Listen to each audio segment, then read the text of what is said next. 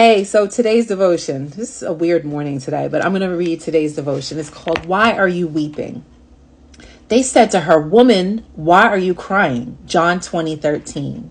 Mary Magdalene could vividly remember the day Jesus delivered her from her demonic bondage. She became his devoted follower that day. She watched him heal the sick and teach people about God's love. Her life was transformed as she experienced the joy of being with Jesus. Then her world seemed to fall apart. Her Lord was arrested and brutally murdered. The crowds that used to shout, Hosanna, at the beginning of the week now cried, Crucify him. By week's end, a final blow came when she went to anoint Jesus' body at the tomb. She saw his tomb was empty. Someone had apparently stolen his body. As she sobbed in despair, angels asked the poignant question, Why are you crying? She was standing before an empty tomb. Jesus had risen just as he had promised. Knowing that Jesus was alive, but put everything back into perspective, and Mary joyfully raced to share the good news with others.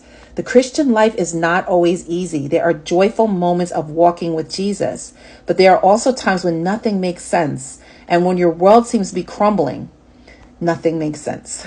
The world will mock your Lord, and you may grow discouraged. At those times, you need to peer into the empty tomb. It is the abandoned tomb that gives you hope, for it symbolizes the life that is yours from your risen Lord. The empty tomb promises that nothing, not even death itself, can defeat the purpose of your Lord.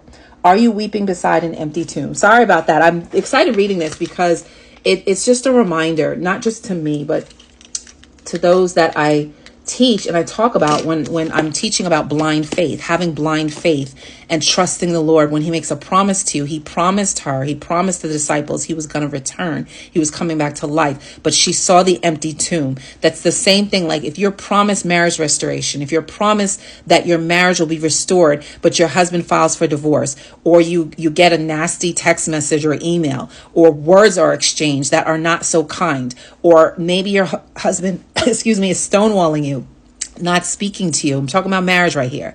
Let's talk on the flip side. We're not talking about marriage. Let's talk about a job. You get fired from your job, your dream job that you believe that God promised you or that you prayed for. It has all the best benefits, all the best, it has good money, good people work there, perfect job, but you get fired from that job.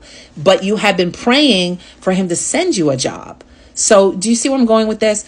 It's blind faith. It's believing the promises that were made to you and not looking at the physical or looking at things around you and what's going on. Sometimes our faith is tested by what's in front of us. We should not only be happy and prayerful and show gratitude when things are going well. When things are not going well and things seem to be out of order, that is when you should show the most gratitude, and that's when you will be blessed. So I wanted to share this message with you. And until next time, I'll see you tomorrow for the next devotion. God bless you.